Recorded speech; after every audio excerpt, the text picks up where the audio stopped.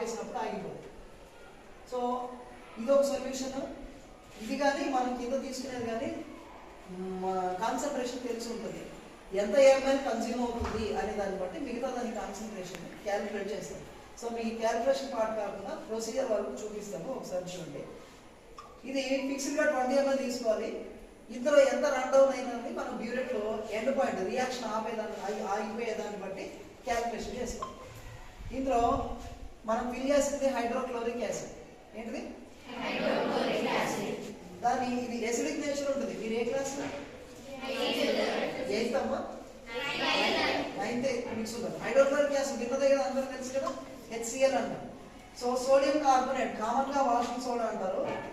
So ఇది acidic, మనం base తోని దీన్ని టైట్రేషన్ చేస్తాం. ఓకేనా? అంటే ఈ రెండు కలిపితే న్యూట్రలైజేషన్ అవుతుంది, తటస్థం అయిపోతుంది. సో దీన్ని బేస్ తో చేయాలంటే ఇలాంటివి దాన్ని ఏమంటారంటే స్టాండర్డైజేషన్ ఫ్లాస్క్లలో చిన్నగా ఇంత సైజు ఉండే ఫ్లాస్క్లలో తీసుకుంటారు ఒక్కొక్కసారి. సో అందులోంచి మనం తీసుకోవడం కష్టం కాబట్టి దీన్ని తీసుకోవడానికి పిపెట్ అనే ఒక టూల్ వాడతారు. దీని పేరు పిపెట్. చెప్పండి. సో నేను అలాంటి జారు మనకి లేదు, సో డైరెక్ట్ ఇందులోంచి తీసుకుంటున్నాను.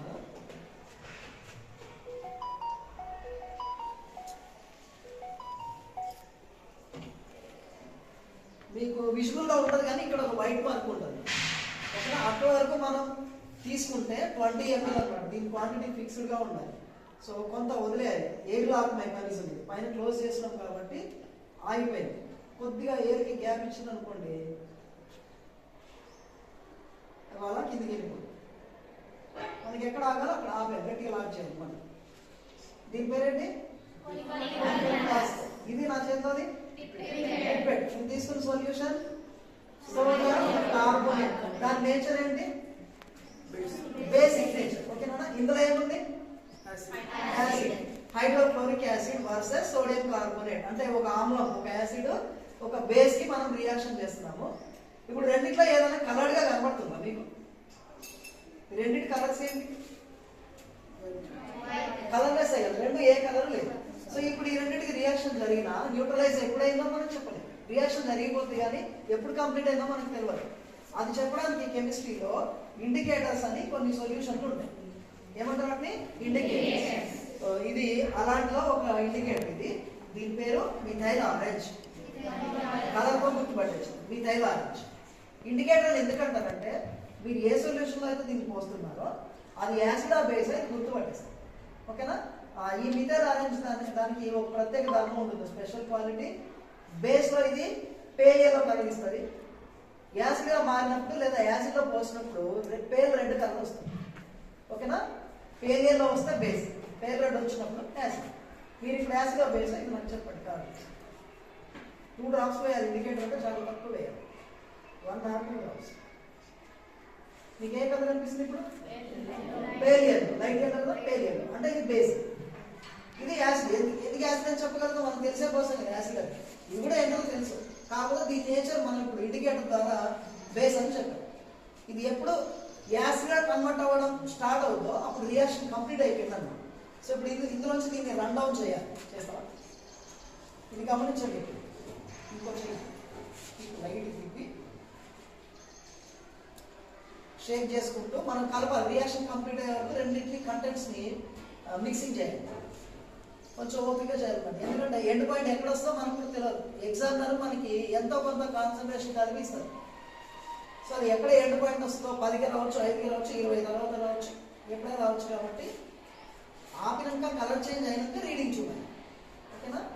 ఇది పేల్ రెడ్ వస్తే యాసిడ్గా మారినట్టు.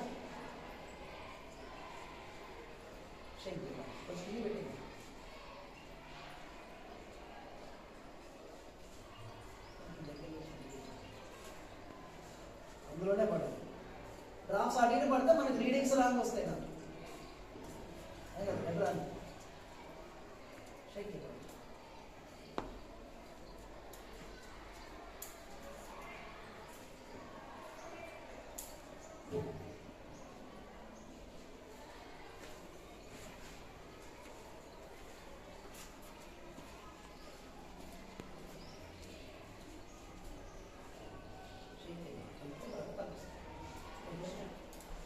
చూపించుకోండి.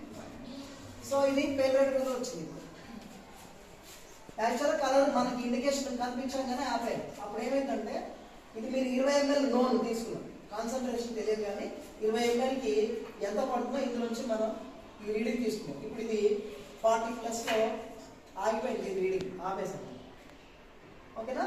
సో ఒకదాని కాన్సన్ట్రేషన్ తెలుసు, మొలారిటీ అంటే మీ మొలారిటీ అంటే ఇప్పుడు తెలియదు కానీ గాఢత అనుకోండి కాన్సన్ట్రేషన్. వాల్యూమ్ తెలుసు, కాన్సన్ట్రేషన్ తెలుసు. ఇంకొక సొల్యూషన్ని కాన్సన్ట్రేషన్ తెలియకపోయినా వాల్యూమ్ తెలుస్తుంది. రెండింటి వాల్యూమ్స్ తెలిసిపోయినాయి కదా. ఈ రెండింటిలో ఒకదాని కాన్సన్ట్రేషన్ తెలిసినా సరే ఇంకొక దాన్ని మనం క్యాల్కులేషన్ ద్వారా ఫైండ్ అవుట్ చేయొచ్చు. మీకు 10th ఇంటర్మీడియట్లో ఇలాంటివి ఉంటాయి. ఓకేనా? ఈ ప్రొసీజర్ వరకు చూపించాం మీకు. ఇంకొక యాక్టివిటీ చేద్దాం మనము. సాల్టింగ్, తెలుగులో లవడం అంటారు. కలర్తో ఉంది కాబట్టి దీన్ని డిటెక్ట్ చేయొచ్చు.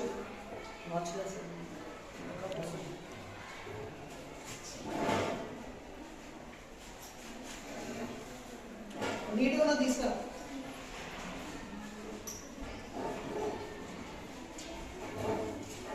కాపర్ సల్ఫేట్ చూసుంటారు కదా అందరూ.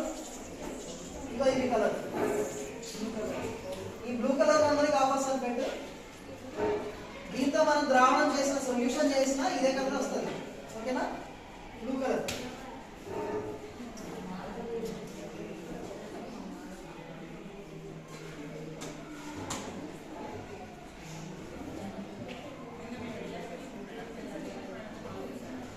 ఇప్పుడు ఈ యాక్టివిటీలో ఈ ప్రాక్టికల్ మనం ఏం చేస్తామంటే కొన్ని సాల్ట్స్ ని మీకు నైట్ వాళ్ళకి ఐడియా ఉంటుందన్న క్యాటయాన్స్ యానయాన్స్ ఉన్నాయి కదా మీకు, ప్లస్ మైనస్ చార్జెస్ తో. ఓకేనా? ప్లస్ చార్జ్ ఉంటే క్యాటయాన్, మైనస్ చార్జ్ ఉంటే యానయాన్. సో కాపర్ సల్ఫేట్ అనేది సాల్ట్ లో 2 భాగాలు ఉంటాయి.